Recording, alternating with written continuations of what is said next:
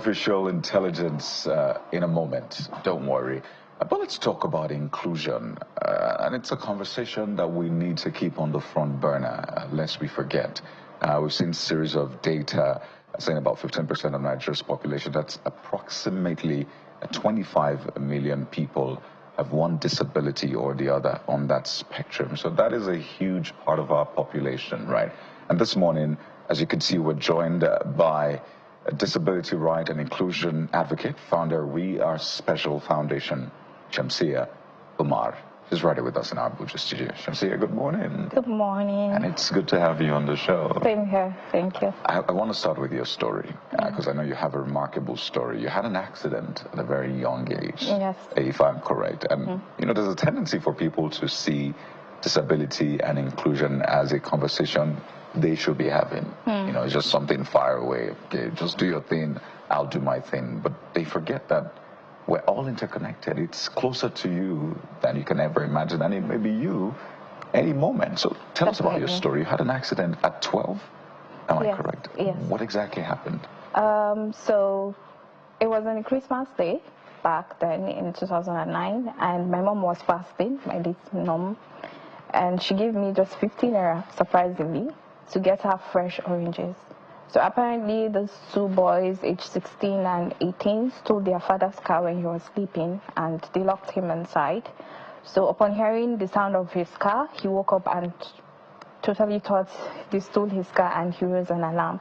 So they were around our area, and we had a police station close by. So when they saw the plate number, because the alarm has been raised, so they started chasing them.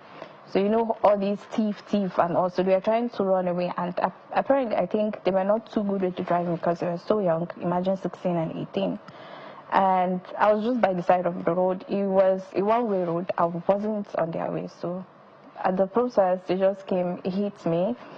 And he was trying to still run away because it wouldn't be that serious. But I was already under the car. So he kept going back and forth on my right leg. Oh dear.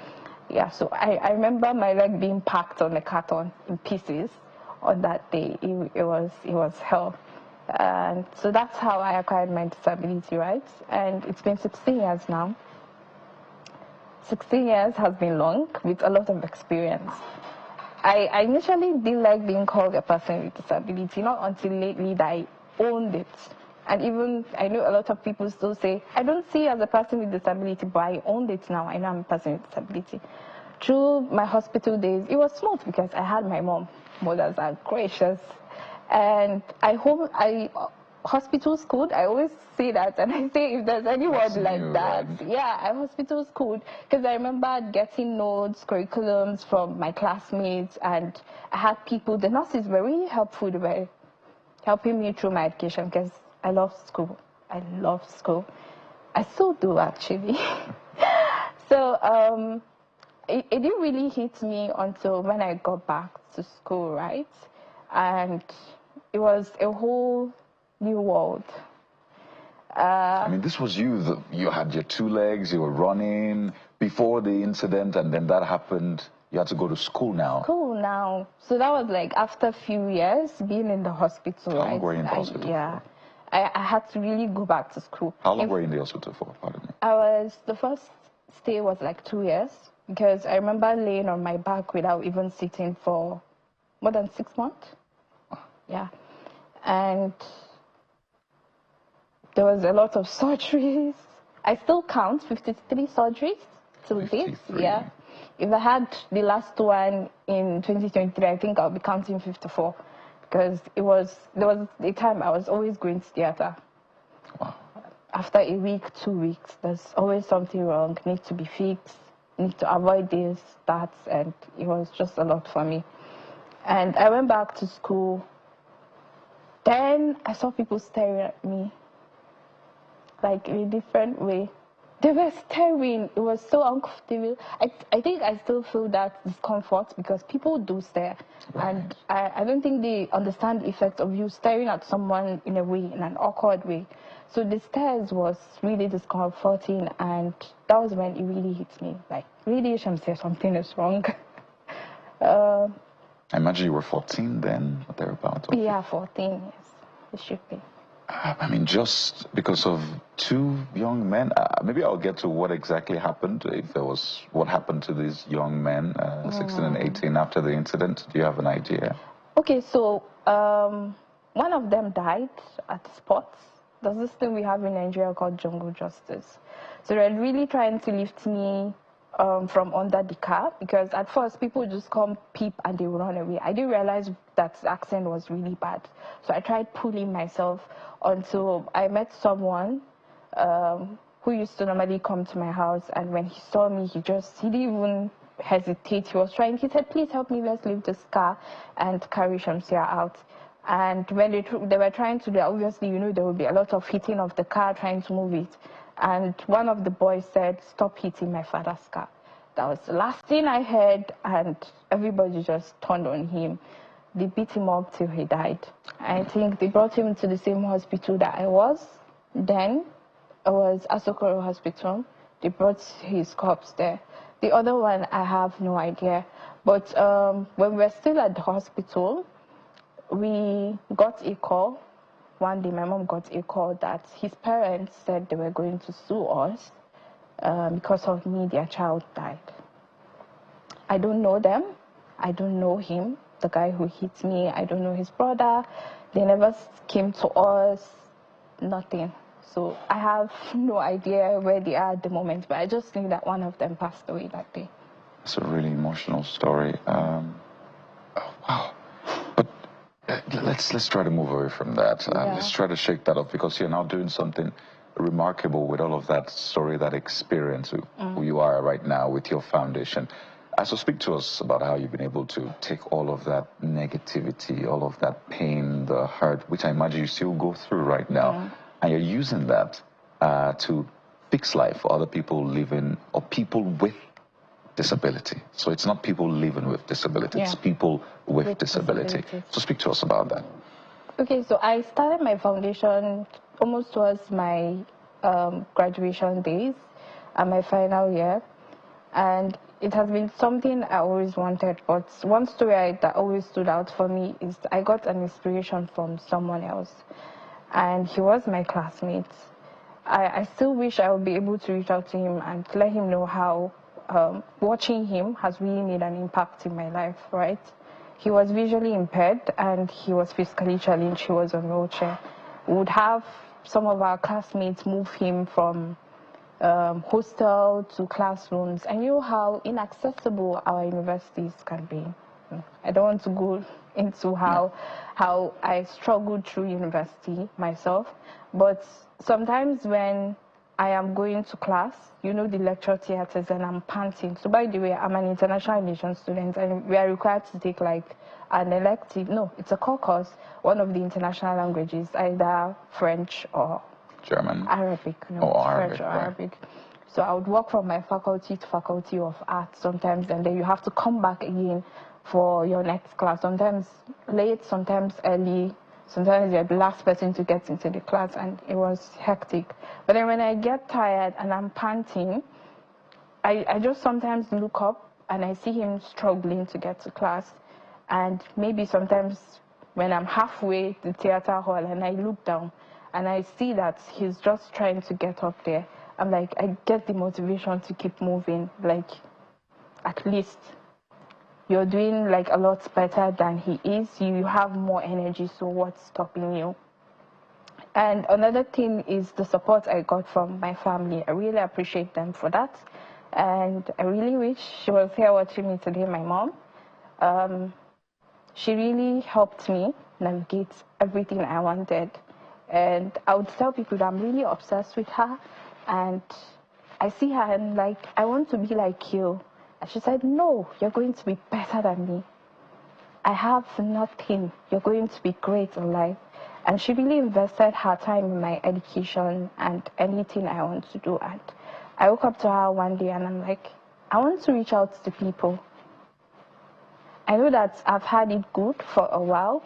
Yeah, she was struggling really hard to make me comfortable.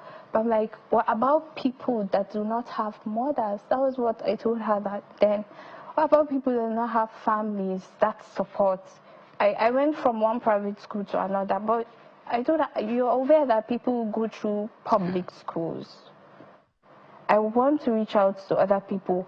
I want to be their comfort, because I would say this, most of the times I never really got the comfort I wanted from my peers, right? It was always struggling to want to belong.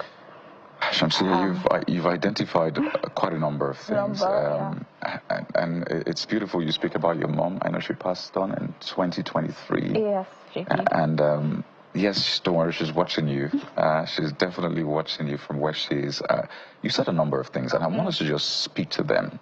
You talk about people staring. Yeah. Sometimes they do it innocently, but I think it's important to let people be aware of the effect of that stare. There's no reason for you to stare, really. You just move on, because your staring most times is affecting negatively the person with disability, particularly when that stare is curious, like, oh, what's this? Who's this person? So that's one thing I want us to just hit on and reiterate for people out there. You talked about schools not being as accessible.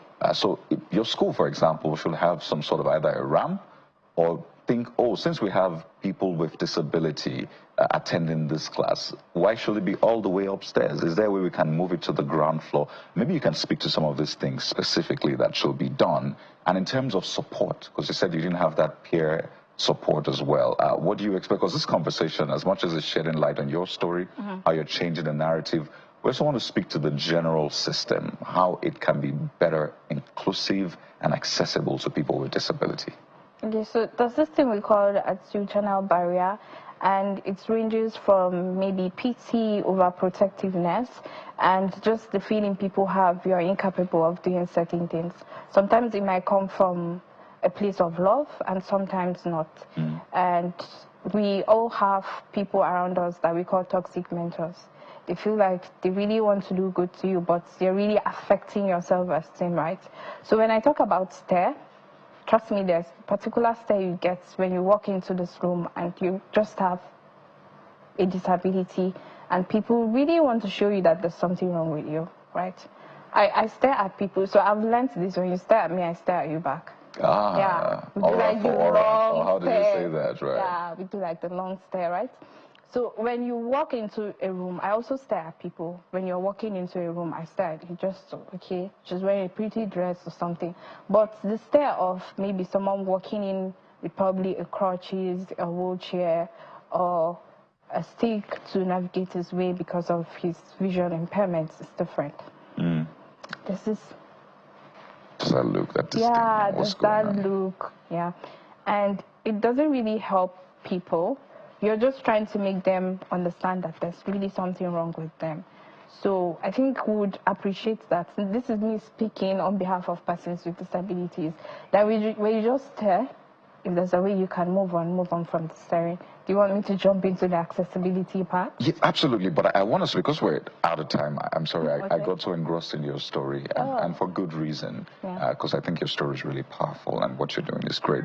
I know you're going to Germany in a few days. You've been able to help. You told me a story about someone in, I think, Nasarawa State. Yes. And now a child with disability, forgive me, who has been empowered with digital skills, now does graphics for the father. And you talked about a certain school, so we have about a minute to wind down. Okay. But I want to see how much we can pack into that 1 minute, particularly. Oh, wow. It's really tough, right? So it's all yours. We're totally out of time, but I want you to make that final point now. Okay, so I got selected as one of the Young Global Changers.